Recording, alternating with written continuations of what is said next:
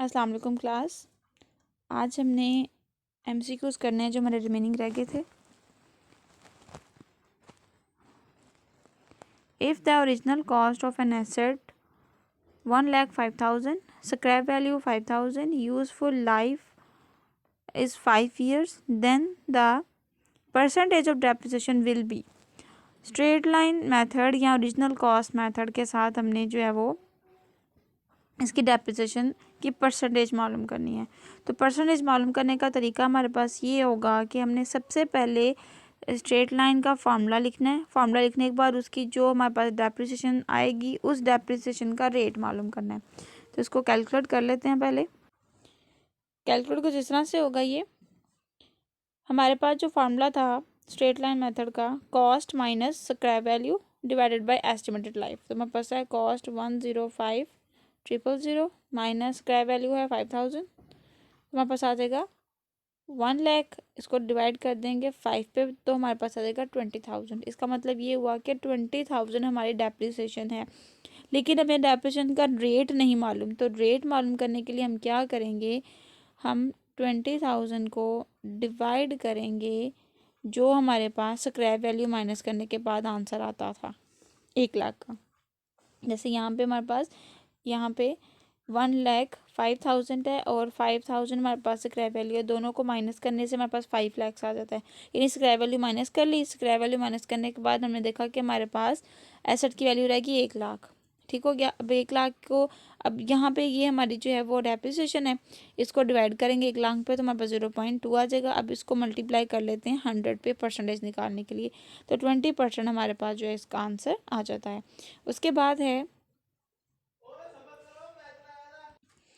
The fix installment method is known as. Fix installment method का और दूसरा नाम क्या है? Reducing balance method, straight line method, original cost method, B and C. तो हम फिक्स इंस्टॉलमेंट मेथड को स्ट्रेट लाइन मेथड भी कहते हैं, ओरिजिनल कॉस्ट मेथड भी कहते हैं, इसलिए बी एंड सी इसका आंसर ठीक है। उसके बाद है which one is the merit of the fix installment method? Simplicity, asset can be return of to zero, useful for providing depreciation on leasehold property, patents and the other assets। अब इसमें ये तीनों के तीनों जो हैं वो इसमें आते हैं, इसलिए हम कह सकते हैं कि ऑल ऑफ अबव इसके सारे मेरिट्स हैं। मतलब कि ये बहुत आसान है।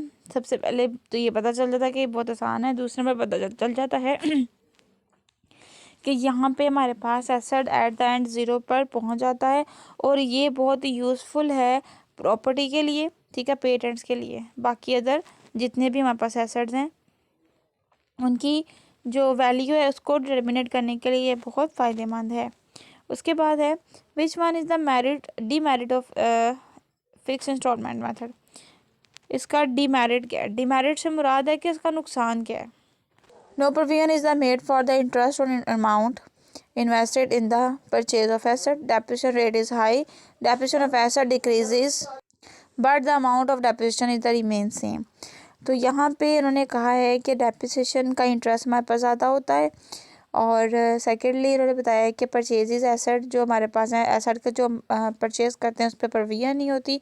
और उसके बाद है कि डेप्रिसिएशन जो है वो एसेट की डिक्रीज़ होती है लेकिन डेप्रिसिएशन जो है वो सेम नहीं रहती। और थर्ड डी वाला पोर्शन हमारा जो है वो ए एंड सी है। तो यहाँ पे हमारे पास जो सी है और जो ए है ये इसके डेप्रिसिएशन है, क्योंकि इसका रेट हाई नहीं होता, इसका रेट जो है वो नॉर्मल होता है, इसलिए ए एंड सी इसका आंसर है। Under reducing balance method the depreciation is always be change on. Reducing balance method से मुराद होता है जो एसेट की वैल्यू साथ साथ कम हो रही होती है उस वैल्यू के ऊपर हम डेप्रिसिएशन को कैलकुलेट करते हैं। तो बुक वैल्यू से मुराद ये होता है, जैसे कि आपने पार्ट 1 में फाइनल अकाउंट में ये पढ़ा था बैलेंस शीट। बैलेंस शीट में आपने देखा था कि आप एसेट्स में से डेप्रिसिएशन को माइनस करते थे। तो जो बैलेंस शीट में लिखे होते हैं एसेट्स है ना, वो सारे के सारे हमारे पास बुक वैल्यू के कहलाते हैं। तो हम कह सकते हैं कि बुक वैल्यू के ऊपर हम ज़्यादातर जो है वो डेप्रिसिएशन कैलकुलेट करते हैं रिड्यूसिंग बैलेंस मेथड की, क्योंकि जितनी जितनी माइनस होती है हम उतनी उतनी करते हैं। लेकिन जो ओरिजिनल कॉस्ट मेथड है वो जितने की हमने नहीं खरीदी होती है उसी पे कैलकुलेट होती है, तो उसकी जो करंट वैल्यू कहलाएगी वो हम रिड्यूसिंग बैलेंस मेथड में लिखेंगे। उसके बाद reducing balance method is also known as diminishing balance method, book value method, return down value method. तो ये तीनों ही इसके नाम है, तो ऑल ऑफ इसका आंसर ठीक होगा। Suppose the asset 1000 and the rate of depreciation 10% per annum, then the book value of an asset is after 2 years will be। अब यहाँ पे हमने कैलकुलेशन करनी है डेप्रिसिएशन की। उन्होंने यहाँ पे 10% रेट दे दिया हुआ है और हमें जो है वो 1000 जो है वो दे दी हुई है, एसेट की वैल्यू दे दी हुई है। अब हमने जो है वो क्या कैलकुलेट करनी है, डेप्रिसिएशन 2 ईयर्स की डेप्रिसिएशन कैलकुलेट करनी है। तो किस तरह से करेंगे, कैलकुलेटर निकालते हैं पहले। कुछ इस तरह से होगा। हम सबसे पहले तो देखेंगे 1000 हमारे पास है एसेट और इसके ऊपर 10% रेट डेप्रिसिएशन है, तो सॉरी 10% था डिवाइडेड बाय 100, तो हमारे पास आ जाएगा 100। इसका मतलब ये हुआ कि 100 हमारे पहले साल की डेप्रिसिएशन हुई। इसमें से हम इसको माइनस कर लेते हैं तो हमारे पास आ जाएगा 900। अब हमने सेकेंड ईयर यानी पहले साल की डेप्रिसिएशन हमारे पास 100 हुई। अब बुक वैल्यू के मुताबिक जो 900 आया इसके ऊपर डेप्रिसिएशन कैलकुलेट करेंगे, मल्टीप्लाई बाय 10 डिवाइडेड बाय 100, हमारे पास आ गया 90। अब देखें 1000 था, इसमें से हमने माइनस किया पहले 100, पहले साल की डेप्रिसिएशन हो जाएगी, ठीक है। 100 माइनस करने से सेकेंड ईयर की आ गई थी 90, तो हमने माइनस किया तो 810 आ गया। इसका मतलब ये हुआ कि 2 साल बाद एसेट की वैल्यू 810 है। तो हम क्या कहेंगे, ये वाला आंसर इसका 810 वाला आंसर ठीक होगा। उसके बाद है under diminishing balance method the amount of the annual depreciation gradually decreases, ऐसा ऐसा जो है वो कम हो रही होती है। Diminishing balance method is suitable for the those asset which have long life, ठीक है, जिनकी लंबी जिंदगी होती है, ये एसेट सॉरी ये डेप्रिसिएशन का जो मेथड है उस पर सूट करता है। Which one is the demerit of reducing balance method, reducing balance method के डिमेरिट्स यानी कि नुकसान क्या हैं। It is very easy for long time. It takes a very long time to write off an asset of approximately nil. Rate of depreciation is high, A and B, none of above. तो यहाँ पर उन्होंने कहा है कि हमारे पास जो asset की, तो यहाँ पे हमारे पास इसका आंसर होगा A एंड B, क्योंकि हमारे पास एसेट की जो लॉन्ग लाइफ के मुताबिक जो ज़ीरो होता है बैलेंस, वो बहुत देर बाद जाके होता है, उसका डेप्रिसिएशन रेट जो है वो बहुत हाई होता है। नेक्स्ट है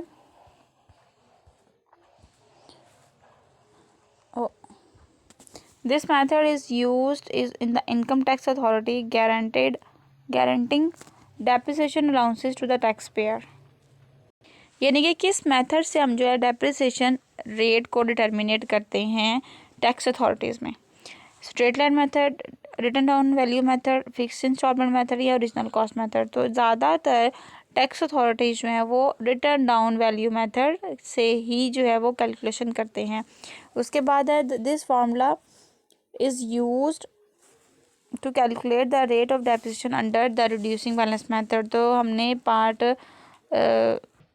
सेकेंड में जो चैप्टर का पार्ट सेकंड था उसमें हमने जब रिड्यूसिंग बैलेंस मेथड शुरू किया था तब हमने इसका फॉर्मूला पढ़ा था। फर्स्ट पार्ट में तो हमने cost minus scrap value divided by estimated life पढ़ा था, और सेकंड पार्ट में जिसमें हमने रिड्यूसिंग बैलेंस मेथड के बारे में पढ़ा था तो उसमें हमने फॉर्मूला पढ़ा था कि कॉस्ट में 1 minus S over C 1 over N. S मतलब स्क्रैप वैल्यू, सी मतलब cost of an asset, N मतलब नंबर ऑफ ईयर, ठीक है। तो इस मेथड से हम जो है वो कैलकुलेशन करते थे, तो वो कर लेंगे। उसके बाद है suppose the residual value 64,000, original cost is 10 lakh, the sorry estimated use life is कितनी है 3 years, then the rate of depreciation under the diminishing balance method की हमारे पास क्या होगी। अब हमने यहाँ पे रेट ऑफ डेप्रिसिएशन को फाइंड आउट करना है, तो इसको फाइंड आउट करने के लिए हम कैलकुलेटर ओपन करते हैं। पहले इसको कैलकुलेट करने से पहले हम इसका फार्मूला लिख लेते हैं। तो बच्चों फार्मूला हमारे पास क्या है, 1 माइनस एस ओवर सी ब्रैकेट क्लोज 1 ओवर एन, ठीक हो गया। तो हम वैल्यू को जिस तरह से लिखेंगे 1 minus 64,000 divided by 10 lakh bracket close 1/3। ठीक हो गया। इस तरह से हमने जो है वो फार्मूला पुट करना है। तो हम इसी सारे फार्मूले को कैलकुलेटर पे करते हैं सॉल्व, फिर देखते हैं इसको।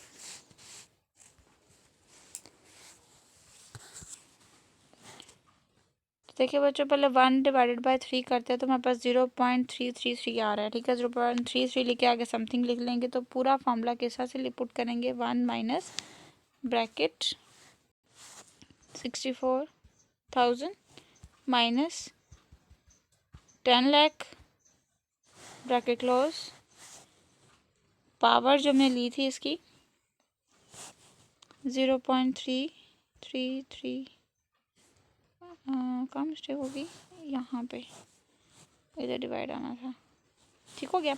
अब देखिए 1 minus 64,000 divided by 10 lakh, power लेंगे 0.33 तो हमारे पास आ रहा है 0.599। ठीक हो गया। तो जो 0.599 हमारे पास आ रहा है, अब ये राउंड ऑफ देखिए 60 की है। ठीक है, ये राउंड ऑफ क्योंकि 59 है तो 59 में सिर्फ एक काम है तो 59.99 है, तो इसको हम 100 से मल्टीप्लाई करते हैं तो हमारे पास आ जाता है 59.999।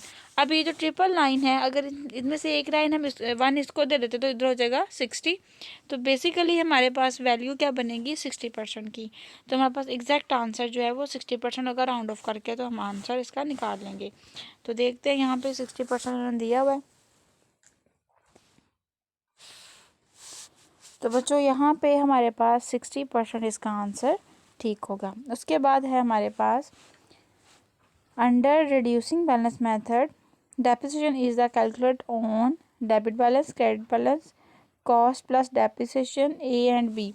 अब इसमें ये बताया गया है कि हमारे पास जब बैलेंस आता है रिड्यूसिंग बैलेंस मेथड से, डेप्रिसिएशन का मेथड से जो है वो डेप्रिसिएशन जो आती है रिड्यूसिंग बैलेंस मेथड से, तो उसका आंसर क्या होगा कि वो आपको पता है बेसिकली डेप्रिसिएशन हमारी होती डेबिट है, तो हम इसको कहेंगे कि हमारे पास डेबिट आया है। ठीक हो गया। तो डेबिट बैलेंस हमारा आंसर यहाँ पर ठीक होगा क्योंकि डेप्रिसिएशन होती ही हमारी डेबिट है। उसके बाद है which one is the merit of reducing balance method. Reducing balance method का मेरिट यानी कि फ़ायदा क्या है। No separate calculation require for the additional and the expansion of asset, rate of depreciation is high, all of above, and ignores the question of the interest on capital invested in the assets and the replacement of asset। तो इसमें यहाँ पे ए वाला option हमारे पास ठीक है क्योंकि इसमें किसी भी किस्म की कोई सेपरेट गारंटी नहीं होती, तो ये सबसे बड़ा फ़ायदा है। The amount of depreciation charge on the machinery will be debited to. अब आपको पता है कि जब हमने डेप्रिसिएशन चार्ज करनी है मशीनरी की, तो मशीनरी अकाउंट में हम इसको लिखेंगे। ठीक है, अकाउंट तो मशीनरी में जाता है। ठीक है, कैश अकाउंट में हम नहीं लिख सकते, ट्रेडिंग अकाउंट में नहीं लिख सकते। और यहाँ पे थर्ड ऑप्शन दिया हुआ है डेप्रिसिएशन का। तो आपको पता है कि जब जर्नल एंट्री की जाती है तो मशीनरी अकाउंट, देखो अगर मशीनरी का हम अकाउंट बना रहे हैं तो मशीनरी के अकाउंट भी हम डेप्रिसिएशन को लिखते हैं क्रेडिट साइड पे। वो क्यों क्रेडिट साइड पर लिखते हैं, क्योंकि हमारे पास उतनी मशीनरी की कमी हो रही होती है, लेकिन असल में हमारे पास डेप्रिसिएशन अकाउंट डेबिट हो रहा होता है और हम जो है वो मशीनरी की वजह लिखते हैं कि मशीनरी हमारी क्रेडिट हो रही है डेप्रिसिएशन की वजह से। डेप्रिसिएशन बेसिकली हमारे पास डेबिट ही होती है। मशीनरी अकाउंट में हमने जब भी डेप्रिसिएशन चार्ज करनी है मशीनरी की तो डेबिटेड होगा मशीनरी में ही, सॉरी डेप्रिसिएशन में, लेकिन अकाउंट जब बनाएंगे मशीनरी का तब डेप्रिसिएशन को क्रेडिट साइड पे लिखा जाएगा। If the original cost of asset is 10,000, rate of depreciation is 10%, then the depreciation of fixed installment method is 1 year. After 1 year हम इसका 10% ले लेंगे। 10% लेने से हमारे पास आ जाएगा 1,000, तो 1,000 हमारा आंसर हो जाएगा। इसको आप कैलकुलेटर से कैलकुलेट कर लीजिएगा, बहुत आसान है। If the original cost of an asset is 10,000, the rate of depreciation is 10%, and the value of depreciation under diminishing balance method is after the second year will be 900। इसका 10% लेंगे तो हमारे पास 100 आ जाएगा, सॉरी 1,000 आ जाएगा। इसको कैलकुलेट कर लेते हैं, ये इतना कॉम्प्लिकेटिव है जी। तो बच्चे यहाँ पे देखें, हमारे पास 10,000 एसेट है और इसके ऊपर 10% डेप्रिसिएशन कैलकुलेट करनी है। तो हमारे पास आ जाता है 1000। ये तो आ गई पहले साल की। अब क्या करेंगे, 10,000 में से 1000 माइनस करेंगे तो हमारे पास 9,000 जो है वो आ जाएगी डेप्रिसिएशन। अब ये दूसरा साल है, पहले साल की डेप्रिसिएशन आ गई 1000, दूसरे साल की कितनी आएगी, मल्टीप्लाई बाय 10 डिवाइडेड बाय 100, तो हमारे पास 900 आ गई। ठीक है, तो दूसरे साल की डेप्रिसिएशन हमारे पास 900 है, तो वो हमने यहाँ पे लिख ली। ठीक है, हमारे पास ये वाला ऑप्शन ठीक होगा। उसके बाद है the original cost of an asset is ₹10,000, the rate of depreciation is 10%, the value of an asset diminishing balance method third year. तीसरे साल की डेप्रिसिएशन हम लोगों ने निकाल ली है। तो इसी तरह से आगे 900 से आगे मजीद डेप्रिसिएशन निकाल लेंगे, हमारे पास जो भी वैल्यू आएगी उसके मुताबिक ये वाला आंसर होगा। सेम इसी तरह से ही इसको कैलकुलेट कर लेना तीसरे साल की। If the original cost of an asset 10,000, the rate of depreciation is 10%, then the value of depreciation in straight line method is after the year will be 1000 आ जाता है। कैलकुलेट कर लें इसको, तो हमारे पास फर्स्ट ईयर की जो डेप्रिसिएशन आएगी वो यही आएगी, क्योंकि ओरिजिनल कॉस्ट में हर साल डेप्रिसिएशन का रेट सेम होता है।